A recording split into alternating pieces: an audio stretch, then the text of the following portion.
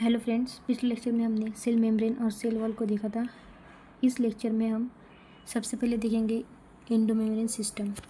While each of the membranous organelles is distinct in term of its structure and functions में many of these are considered together as an endomembrane system because their functions are coordinated. The endomembrane system include endoplasmic reticulum ER, Golgi complex, lysosomes and vacuoles since the functions of the mitochondria, chloroplast and peroxisomes are not coordinate with the above components. These are not considered as part of the endomembrane system. तो जो हर membranes organelle अपने structure और functions के हिसाब से अलग होता है, लेकिन फिर भी कुछ ऑर्गेनल्स को मिलकर एंडोमेम्ब्रेन सिस्टम कहा जाता है क्योंकि इनके फंक्शंस कोऑर्डिनेट होते हैं। एंडोमेम्ब्रेन सिस्टम में endoplasmic reticulum, Golgi apparatus, lysosomes और वैक्यूल्स शामिल होते हैं। माइटोकॉन्ड्रिया, क्लोरोप्लास्ट और पेरोक्सिसोम्स इस सिस्टम का हिस्सा नहीं होते क्योंकि इनके फंक्शंस बाकी ऑर्गेनल्स के साथ कोऑर्डिनेट नहीं होते। तो फिर बाद में देखेंगे हम इसमें सबसे पहले the endoplasmic reticulum. Electron microscope studies of eukaryotic cells reveal the presence of a network or reticulum of the tiny tubular structures scattered in the cytoplasm that is called endoplasmic reticulum. Hence, आप figure 8.5 में देख सकते हैं, ये हमारा endoplasmic reticulum है। तो फिर hence ER divides the intercellular space into two distinct compartments, that is luminal inside ER and extraluminal cytoplasm compartment. तो इलेक्ट्रॉन माइक्रोस्कोप से देखा गया है कि यूकैरियोटिक सेल्स के साइटोप्लाज्म में टाइनी ट्यूबुलर स्ट्रक्चर का नेटवर्क होता है जिसे एंडोप्लाज्मिक रेटिकुलम ER कहते हैं। ER सेल के अंदर दो कंपार्टमेंट्स बनाता है। सबसे पहले ल्यूमिनल स्पेस ER के अंदर, एक्स्ट्रा ल्यूमिनल स्पेस साइटोप्लाज्म की तरफ। अगर ER की सरफेस पर राइबोसोम्स लगे होते हैं तो उसे रफ एंडोप्लाज्मिक रेटिकुलम कहते हैं। राइबोसोम्स ना हो तो उसे स्मूथ एंडोप्लाज्मिक रेटिकुलम कहते हैं। The ER often shows ribosomes attached to their outer surface. The endoplasmic reticulum bearing ribosomes on their surface is called rough endoplasmic reticulum, RER. In the absence of ribosomes, they appear smooth and are called smooth endoplasmic reticulum, SER. अगर ribosomes present हुए तो उसे हम RER मतलब rough endoplasmic reticulum कहेंगे, और absence हुए तो उसे हम SER स्मूथ एंडोप्लाज्मिक रेटिकुलम कहेंगे। तो RER is frequently observed in the cell actively involved in protein synthesis and secretion. They are extensive and continuous with the outer membrane of the nucleus. The smooth endoplasmic reticulum is the major site of the synthesis of lipid in animal cell. Lipid like steroidal hormones are synthesized in SER. तो RER protein synthesis और secretion में involve होते हैं। Involve sales में ज़्यादा होते हैं। ये न्यूक्लियस की आउटर मेम्ब्रेन से कंटिन्यूस होता है। SER लिपिड्स सिंथेसिस का मेन साइट होता है। एनिमल सेल्स में स्टेरॉइड हार्मोन्स यही बनाता है। तो फिर बाद में हम देखेंगे, ये हो गया हमारा ER की एक्सप्लेनेशन। तो अब हम बाद में देखेंगे गोल्गी एपरेटस। कई लोग इसे गोल्गी एपरेटस भी कहते हैं, आप जो चाहे वो बोला सकते हैं। तो Camillo Golgi 1898 first observed densely stained reticular structures near the nucleus. These were later named Golgi bodies. After him, they consist of many flat disc-shaped sacs or cisternae of 0.5 micrometer to 1 micrometer diameter. Figure 8.6 में देख सकते हैं Golgi apparatus है। These are stacked parallel to each other. Varied number of the cisternae are present in Golgi complex. The Golgi cisternae are concentrically arranged near the nucleus with distinct convex cysts or the forming face and concave trans or the maturing phase, the cis and the trans phase of the organelle are entirely different but interconnected. तो Golgi apparatus को Camillo Golgi 1898 में discover किया गया। ये flat dish shape सैक्स होते हैं जिसे cisternae का बना होता है, जो एक दूसरे के पैरेलल स्टैक होते हैं।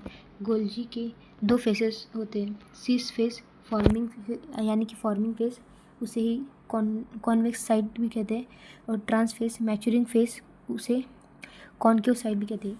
ईयर से आने वाले वेसियल्स सिस फेस पर फ्यूज होते हैं और मटेरियल ट्रांस फेस तक मूव करता है। तो फिर the Golgi apparatus are principally perform the function of packaging materials to the deliver either to the intracellular targets or secreted outside the cell. Materials to be packaged in the form of vessels from the ER fuse with the cis phase of the Golgi apparatus and move towards the maturing phase. This explains why the Golgi apparatus remains in close association with the endoplasmic reticulum. A number of proteins synthesized by ribosomes on the endoplasmic reticulum are modified in the cisternae of the Golgi apparatus before they are released from its transphase. Golgi apparatus is the important site of formation of the glycoproteins and glycolipids. तो अब हम देखेंगे कि Golgi मतलब year से आने वाले vessels cis face पर फ्यूज होते हैं और मटेरियल ट्रांस फेस तक मूव करता है। गोल्जी एपरेटस के अभी हम क्या काम करता है वो देखेंगे। प्रोटीन्स और लिपिड्स को मॉडिफाई, पैकेज और ट्रांसपोर्ट करता है और ग्लाइकोप्रोटीन्स और ग्लाइकोलिपिड्स बनाता है। ये जो काम है वो हमारे गोल्जी एपरेटस करते हैं। ठीक है, तो हम देखेंगे lysosomes. This are membrane bound vesicular structures formed by the process of packaging in the Golgi apparatus. The isolated lysosomal vessels have been found to be very rich in almost all types of hydrolytic enzymes, hydrolysis, lipase, protease, carbohydrates, optimally active at the acidic pH. These enzymes are capable of digesting carbohydrates, proteins, lipids, and nucleic acid. Lysosomes membrane bound vesicles होते हैं जो Golgi apparatus से बनते हैं। इनमें hydrolytic enzyme जैसे lipids, proteases, carbohydrates होते हैं जो एसिडिक पीएच पर काम करते हैं। ये कार्बोहाइड्रेट्स प्रोटीन, लिपिड्स और न्यूक्लिक एसिड को डाइजेस्ट कर सकते हैं।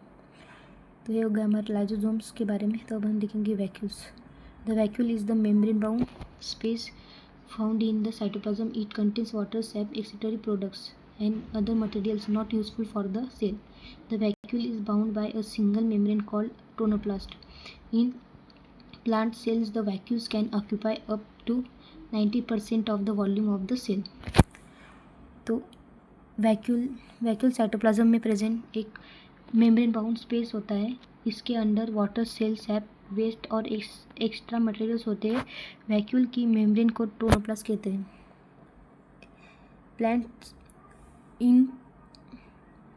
प्लांट्स में वैक्यूल्स सेल का 90% वॉल्यूम तक ऑक्यूपाई कर सकता है।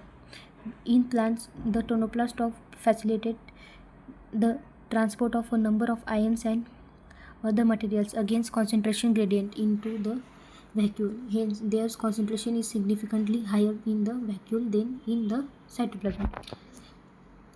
तो टोनोप्लास्ट आयन को कॉन्सेंट्रेट ग्रेडियंट के अगेंस्ट वैक्यूल में ट्रांसपोर्ट करता है। अमीबा में कॉन्सेंट्राइल वैक्यूल ऑस्मोरेगुलेशन और सिक्रीशन में हेल्प करता है। प्रोटिस्ट में फूड वैक्यूल्स फूड इंगल्फ करने से बनते हैं। तो हमने अभी देखा।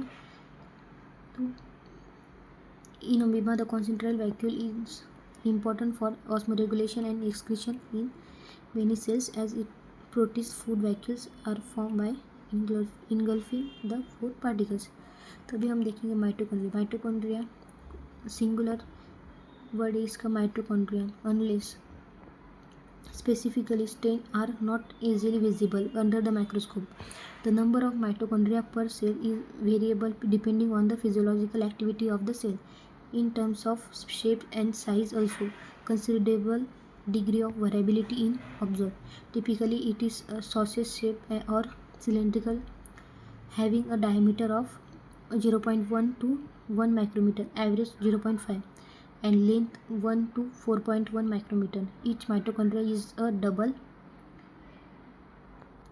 membrane bound structures with the outer membrane and in the inner membrane, dividing its lumen distinctly into two aqueous compartments, that is the outer compartment and the inner compartment. The inner compartment is filled with a dense homogeneous substance called the matrix. The outer membrane forms the continuous limiting boundary of the organelles. The inner membrane forms a number of infoldings called the crist, singular crista, towards the matrix. 8.7 में देखिए, the cristae increase the surface area. The two membranes have their own specific enzymes associated with the mitochondrial functions. Mitochondria are the sites of aerobic respiration. They produce cellular energy in the form of ATP. Hence, they are called powerhouse of the cell.